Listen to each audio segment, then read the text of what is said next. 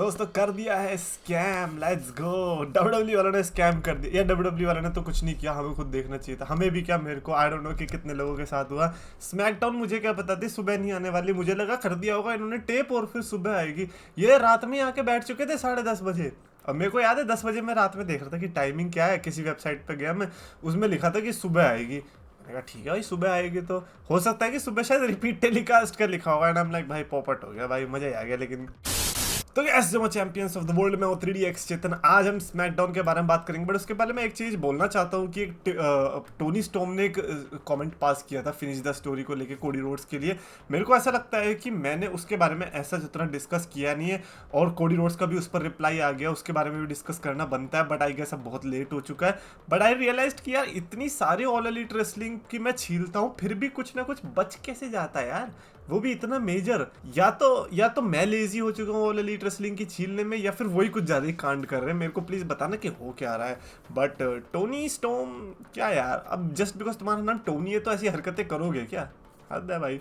खैर, आज की जो फ्रांस में हमें देखने को मिली भाई, फ्रांस का क्राउड, लोग कह रहे होंगे कि हाँ भाई ये तो बहुत तगड़ी क्राउड थी। मैं बताता हूँ कि ये गंदी क्राउड क्यों थी आगे, ठीक है। बट सबसे पहले तो बेली की एंट्रेंस होती है, सबसे पहले इन्होंने बेली का झटका दे दिया, और वहां पर जो पॉप मिलती है क्राउड की तरफ से, एवरीबॉडी वेंट क्रेजी। मतलब मेरे को सही में देख के मजा आ गया। I'm like, ये बेली के लिए ऐसी रिएक्शन आई है।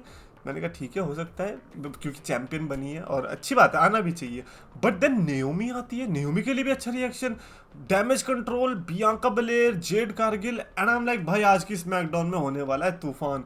आज लग रहा है वो फुटबॉल वाली जो ऑडियंस होती है ना, वो आई हुई है देखने के लिए। और ऑब्वियसली फ्रांस तो फुटबॉल प्लेइंग नेशन है, इवन आई थिंक उन्होंने वर्ल्ड कप भी जीते हुए हैं। तो ऐसे में भाई मैं तो एक्सपेक्ट कर रहा था कि आज होगा नंगा नाच, आज आएगा मजा ऑडियंस की तरफ से। पहले तो ये हमें देखने को मिला, Bayley and Jade Cargill and Bianca Belair and Naomi versus Damage Control के बीच मैच।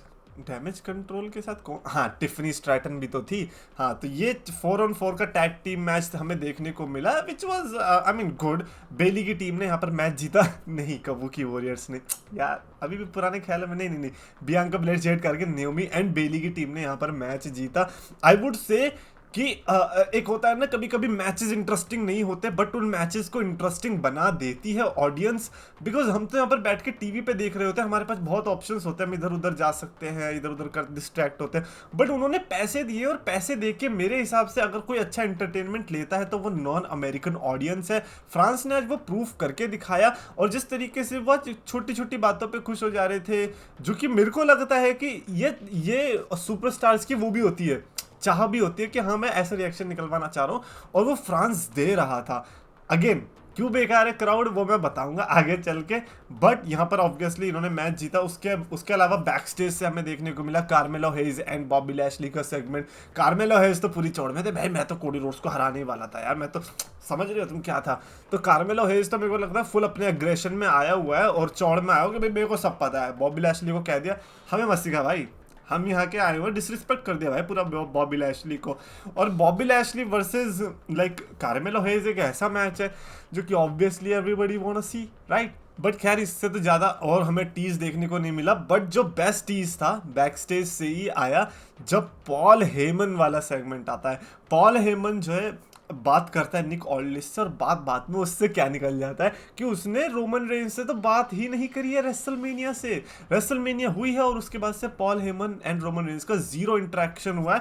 तो निक ऑल्डिस का दिमाग चला, कहता है भाई तो फिर कैसे पुल किया ड्राफ्ट में रोमन रेंज ने अपने आप को।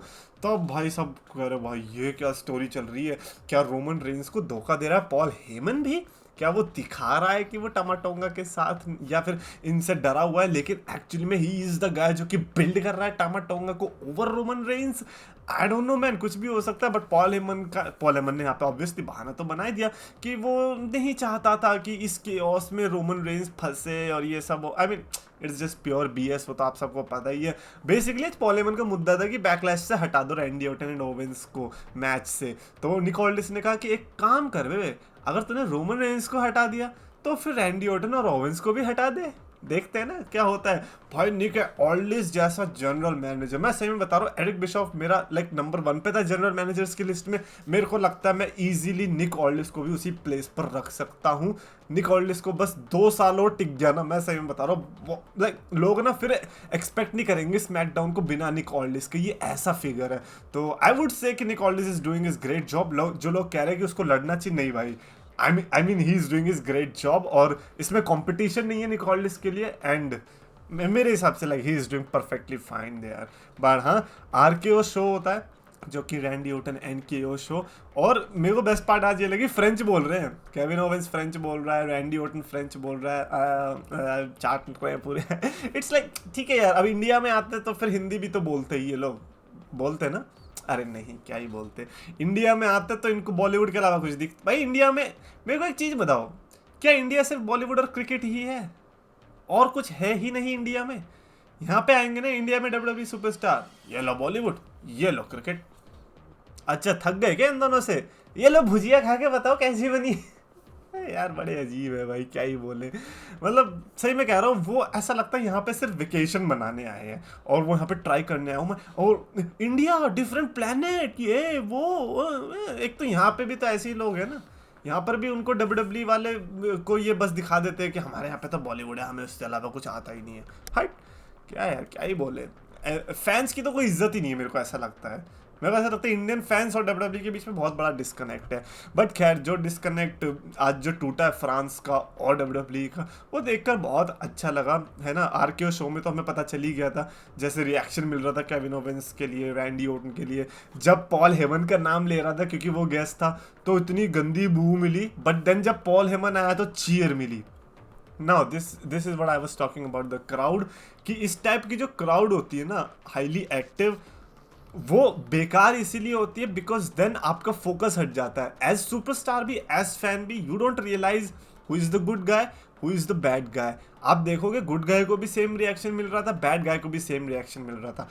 पॉल हेमन को ऐसा रिएक्शन मिल रहा था जैसे कि मान लो वो टॉप बेबी फेस होगा, बट मैं इसमें बेनिफिट ऑफ डाउट इसीलिए देता हूं because France is not that country जहां पर रेगुलरली WWE विजिट करती है, तो उनके दिमाग में ये नहीं है कैरेक्टर वैरेक्टर, उनके दिमाग में पहले ये, ओ भाई पॉल हेमन देखने को मिला, ओ भाई रैंडी ओटन देखने को मिला, वो सुपरस्टार जिन्हें वो बचपन से देखते आ रहे, वो फाइनली वो देख पा रहे हैं। अमेरिका की तरह नहीं जिनका तो ये यूजुअल काम है, तो ठीक है, तो इसीलिए वो कैरेक्टर की तरफ फोकस कर पाते, तो इसीलिए मैं बड़ा फंसा हुआ इस चीज़ के बीच में कि हाँ ऑडियंस अच्छी तो है बट ये स्टोरी लाइन के लिए बेकार है। बट अगेन क्योंकि ये इतने टाइम के बाद क्या, आई थिंक पहली बार ही हो रहा है इनके यहाँ पे पेपर व्यू, जहाँ तक मेरे को याद है, पहले हुआ होगा तो पता नहीं, बट ऑब्वियसली जहाँ पर once in a blue moon WWE जाती है तो ऐसा रिएक्शन तो आना बनता है, फिर इसमें कोई प्रॉब्लम भी नहीं है। और जो तगड़ा रिएक्शन देखने को मिला भाई, मैं सही में कह रहा हूँ, मेरे को तो लगा कि सब सुपरस्टार को तगड़ा रिएक्शन मिला, सब सुपरस्टार, कोई भी ऐसा नहीं बचा जिसको ज़्यादा मिल गया कम मिल गया हो। ठीक है ना। रैंडी ओटन ने पॉल हेमन के लिए ऑलरेडी हेट दिखा दी, ऐसा लग रहा था कि आते ही आरकेओ पढ़ने वाला है, बट पढ़ा नहीं। रैंडी ओटन ने आई थिंक ये बोला कि यार रियल ट्राइबल चीफ है कौन, है कौन, तो बेसिकली दरार पड़वानी शुरू कर दी है। मेरे को लगता है कि अब जो अगला चैप्टर होने वाला है ना ब्लड लाइन का, वो यही होगा, crowning the new tribal chief और revealing who is the real tribal chief. I think यहाँ से स्टोरी स्टार्ट होगी। टामाटोंगा एंड सोलो सिकोआ पीछे से आके अटैक कर देते, ब्रॉल शुरू हो जाता है। आज रात में हमें देखने को मिल ही जाएगा बैकलैश के अंदर इनके मैच में क्या होता है। बट एनीवेज, उसके अलावा AOP versus new catch Republic के बीच भी मैच देखने को मिलता है। आप इस मैच को देखोगे, एओपी ने भले ही मैच जीता, बट मैच में आपको पता चलेगा कि यार न्यू कैच रिपब्लिक को जो रिएक्शन मिल रहा था, ऐसा लग रहा था भाई तुम रॉड वॉरियर टीम को देख रहे हो। रॉड वॉरियर एक ऐसी टीम हुआ करती थी जो कि पॉपुलर थी अपने पॉप्स के लिए, कि रॉड वॉरियर को जो पॉप मिलता है ना वो किसी को नहीं मिलता, और ऐसे ही न्यू कैच रिपब्लिक को देख के ऐसा लग रहा था कि भाई क्या ये फ्रांस से ही है क्या। बट एनीवेज, उसके अलावा एले नाइट एंड एंजल गार्जा का मैच देखने को मिलता है। एले नाइट के लिए जो रिएक्शन था वो भी अलग था भाई। मैं देख रहा था ट्विटर पे लोग क्लिप्स डाल रहे थे एले नाइट के रिएक्शन के, हम लाइक क्यों डाल रहे हो, क्योंकि सबको तो सेम मिला है, सबके लिए तो ऑडियंस खुश ही थी। हाँ, एले नाइट के लिए मेरे को लगा कि शायद थोड़ा ज़्यादा खुश हो गए थे, मेरे को ऐसा लगा। लाइक मैं I could be wrong, but I think LA Knight के लिए ज़्यादा रिएक्शन मिला। एले नाइट ने यहाँ पर मैच तो जीता, उसके बाद सांतोस एस्कोबार और इन्होंने प्रोमो भी कट किया, बट उसके तुरंत बाद ही ड्रैगन ली ने अटैक कर दिया कार्लिटो को बैक स्टेज में, जब वो इंटरव्यू दे रहा होता है और रे मिस्टीरियो आता है बचाने। लाइक ठीक है यार, अगेन मैं इस स्टोरी लाइन में तो ऐसा उतना इंटरेस्टेड हूँ नहीं, पता नहीं है मेरे को यार। कमेंट्स में ज़रूर लिख के बताओ कि ड्रैगन ली, कार्लिटो, इस वाली स्टोरी लाइन में किसी को इंटरेस्ट आ रहा है, बिल्ड हो रहा है क्या, प्लीज़ लिख के बाद। हालांकि बड़ी स्टोरी लाइन है भाई, क्योंकि स्पॉट खा गया यार भाई, रेसलमेनिया का स्पॉट खा गया कार्लिटो ड्रैगन ली का, तो ऑब्वियसली स्टोरी लाइन तो अच्छी होनी चाहिए, बट मेरे को फील क्यों नहीं आ रहा वो बताओ। ग्रेजन वॉलर एंड ऑस्टिन थ्योरी का मैच होता है टैग टीम चैंपियनशिप के लिए against street profits. My God, match was great, but Waller and theory का जो कनेक्शन है ना, मैं नहीं चाहूंगा कि इनके हाथ से चैंपियनशिप्स अभी जाए भाई। वॉलर और थ्योरी के अंदर इतना पोटेंशियल, ये तो भाई ये बबल इतना फूलेगा ना, अभी फटने के लिए तो रेडी नहीं है, अभी तो बिल्कुल इतना सा गुब्बारा, अभी तो बहुत फूलेगा भाई। Waller and Theory man, they are definitely the future. मैं इतना भी कहने को तैयार हूँ, अगर इन दोनों में से या फिर दोनों ही कभी रेसलमेनिया मेन इवेंट करे तो शॉक मत होना, they are definitely big stars. Finally आता है Cody Rhodes and AJ Styles का प्रोमो। एजे स्टाइल्स की एंट्रेंस कमाल की लगी भाई मैं कहूँगा कि मजा तो है, लाइक थीम सॉन्ग जैसा भी हो, लेकिन थोड़ा थोड़ा फिट तो हो रहा है। बट ऐसा करना, जैसा अगर एजे स्टाइल्स का थीम सॉन्ग सुनते हो ना, लिरिक्स मत सुनना, फिर आपका ध्यान जाता है यार डेफ रेबल एंड ऑल। बस आप एजे स्टाइल्स की एंट्रेंस देखना एंड उसको बैकग्राउंड में चलते रहने देना, आपको रियलाइज होगा कि नहीं भाई कमाल की तो एंट्रेंस लगी। मेरे को एक्चुअली में एजे स्टाइल्स का ये वाला पर्सोना अब धीरे धीरे पसंद आ रहा है। जिस तरीके से कोडी रोड्स एंड एजे स्टाइल्स ने वो जो प्रेस कॉन्फ्रेंस टाइप हुई थी स्टार्टिंग में, किक ऑफ बोलेंगे, उसमें टू स्वीट करने की कोशिश करी थी, टू स्वीट हुप हुप की चैंट्स भी लगी थी क्या बोलते हैं क्राउड की तरफ से किक ऑफ में। And I was not expecting कि 2024 में WWE चैंपियनशिप के किसी मैच के लिए इस टाइप की चैंट लगेगी। जिसको नहीं पता, बुलेट क्लब से दोनों बंदे आते हैं, बुलेट क्लब के दोनों रह चुके हैं, और तो ऑब्वियसली ये तो करना बनता ही था। खैर नहीं किया, बट आज मेरे को लगा कि शायद आज हो सकता था। एजे स्टाइल्स तो शुरू से ही गुस्सा था, कोडी रोड्स ने जैसे बोलना शुरू किया ना, एजे स्टाइल्स कह रहा है नहीं भाई तू मेरे को ये मत दिखा कि भाई तू मेरा चाइल्डहुड, मतलब मैं तेरा चाइल्डहुड हीरो हूँ, बचपन से देख रहा हूँ, मैं इतना भी बूढ़ा नहीं हुआ हूँ, ठीक है ना। कोडी कह रहा है यार ऐसा तो किसी ने कुछ कहा नहीं। स्टारडस्ट का टीज भी कर दिया एजे स्टाइल्स ने पूरा। एजे स्टाइल्स ने ये भी बताया मैं अभी भी अपने प्राइम पे हूँ। कोडी कह रहा मैं तो डिनाई नहीं कर रहा। कोडी रोड्स आज बिल्कुल वैसा लगा, भाई तू कह तो रहा है लेकिन मैंने तो ये सब कुछ कहा ही नहीं, मैं तो अग्री कर रहा होता तेरी बात से। Cody Rhodes is that type of guy जो कि आपको कभी भी एक दुश्मन वाली फील नहीं देगा, लेकिन जब मैच में जाएगा तो छील के रख देगा। पता नहीं भाई कैसा बनता है। जब कोडी रोड्स ने बोला you will always be phenomenal, तो क्राउड गाने लग गई। अबे चैंट सुनी थी मैंने, ये गा रहे हैं बे, अबे इसको कैसे बीट करोगे तुम। लेकिन मैंने जो चीज़ कही, जो आप देख रहे थे डिस्ट्रैक्ट हो रहे थे, हम डिस्ट्रैक्ट हुए, दोनों सुपरस्टार्स डिस्ट्रैक्ट हुए और क्राउड गा रही है ज़बरदस्ती, तो वो मेरे को थोड़ा अजीब लगा। बट एक दो बार ही होना है तो फिर मजे ले लेते, क्या जा रहा है हमारा।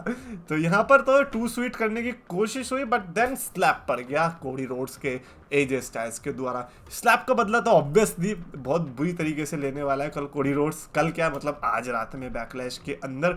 और ये तो एंड नहीं था, एंड में बैक स्टेज ब्रॉल देखने को मिलता है बिटवीन रैंडी ओटन, अपना Kevin Owens, टामा tonga and solo Sikoa. वो बैक स्टेज में लड़े जा रहे, शो बंद हो गए, करे मैं हटाओ नहीं, इनका तो काम ही है। सो ये ओवरऑल आज की स्मैकडाउन मैं कहूँगा कि क्राउड की वजह से लाइक थोड़ा एक होता है ना एनर्जेटिक वाली फील आ रही थी। अंदर से ऐसा लग रहा था कि भाई हमें भी खुद एनर्जाइज होना पड़ेगा यार ये सब चीज़ देखने के लिए। आई वुड से आज के स्मैकडाउन को मैं आराम से 4 की स्टार रेटिंग दे सकता हूँ without A shadow of a doubt, just because of the positive vibes जो आज मेरे को इस पूरे शो से मिल रही थी। एंड आई थिंक लाइक वही ज़रूरी भी होता है। सो ये ओवरऑल आज की स्मैकडाउन की आप बताना कि आपको कैसे लगा, और आपको वीडियो पसंद आए तो प्लीज लाइक और शेयर करो, चैनल को सब्सक्राइब करो। Was I like a fan? Tribal chief मेरी जान, but videos अच्छी लगे तो सब्सक्राइब करके मान। ये कोई तो बना यार, एजे भी पुराना प्यार, और से बड़ा पंगा करता मैं टोनी को नंगा। तो सजा 3DX Japan, all wrestling fan, 3DX Japan, 3DX Japan, all wrestling friend, 3DX Japan, wrestling friend. 3D extra 10